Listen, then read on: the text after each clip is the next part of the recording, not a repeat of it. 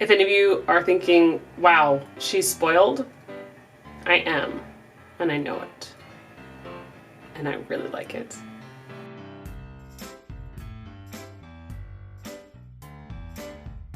Happy New Year, everybody. It's good to be back. I've been away for a short while, but my husband and I have been very busy.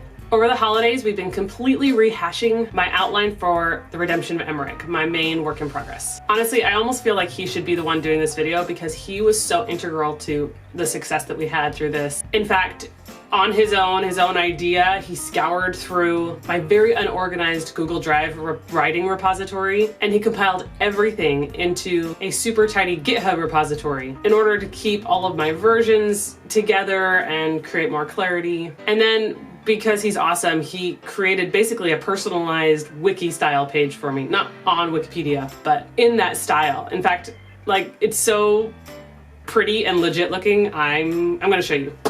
Okay, this is just so cool to me. So this is actually a map that I put the general map together just years and years and years ago for my book, and for I think it was one of my birthdays when we were dating, he added all this stuff to it and printed it out, and he used a stain over it and attached it to this big wooden frame with leather, and anyways, it was really cool. But so he added this picture on here. It's so funny. He's like, I'm just naming things. So he named this series that I'm working on, the Rebalancing series, for now, but he wrote a synopsis for it. I didn't do that. He did it. He wrote a project summary, and this is just awesome because he sits and writes about me like I'm legit. It's just too cool. He did a brief summary of the different ages and eras that show up in my different books. He's got a link here for one of the stories that I've talked about I haven't even written. Here's a short story I wrote for a class once that falls within this era. He just went and found everything. This is the main series that I'm working on right here. This is my NaNoWriMo project, but this is the other books. He's found whatever drafts or outlines and he linked them through here. This is actually a story that he wants to write that would be towards the end of the timeline of our world that I created. And these all link to these pages where, like, this is the one I'm working on right now. He's got a synopsis. He's got a table of contents with the different parts that I've written so far. He has a project summary. This is amazing. So this is actually the history of this project. And he just wrote it all. I just don't even know what to say. He's so cool. He talks about it like it's this real legit thing. It just cracks me up. He just felt like doing it and he did it. What a nerd. I love him to death. My goodness. My husband's just amazing. That's why he gets a letter in my pen name.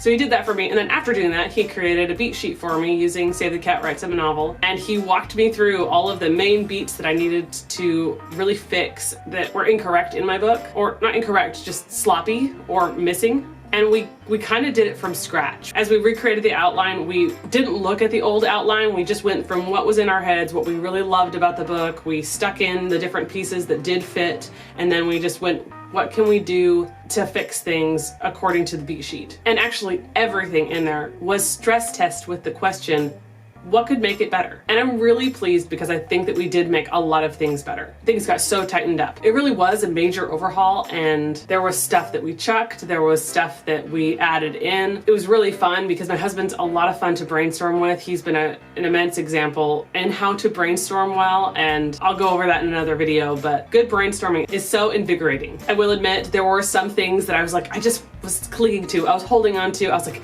no, there's gotta be a way that we can do it this way and not have this be the focal point and blah, blah, blah, blah.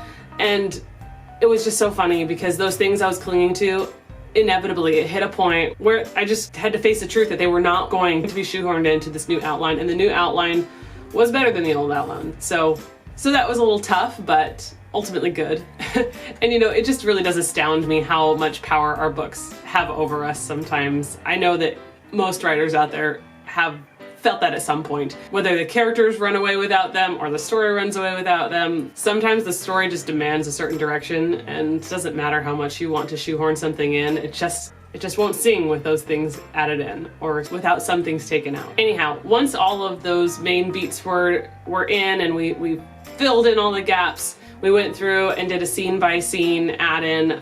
That we compared more of what the previous scenes were. I was pleased at how many scenes could just be adapted, though I'm trying to really challenge myself going into this to be willing to completely rewrite a scene if it's just not going to work without lots of little tweaking. I want to challenge myself to just write something new. But we did get all of those scenes figured out. We finished it on New Year's Eve, so it felt really good to finish that at the end of last year and know that I was entering a brand new year with a totally refreshed project. And I'm really excited about it. Actually, I kind of want to show you guys the beat sheet. So take a look here. Here's the beat sheet he put together. He's got all the different notes that they talk about in the book that we filled out here. Over here, he's got in the comments, he's got all the questions, the things that you should be able to, answer, or that those different sections should cover. So for instance, does your theme directly relate to your hero's need or spiritual lesson? So, it's like you can sit and stress test it. He's got all those notes on the side.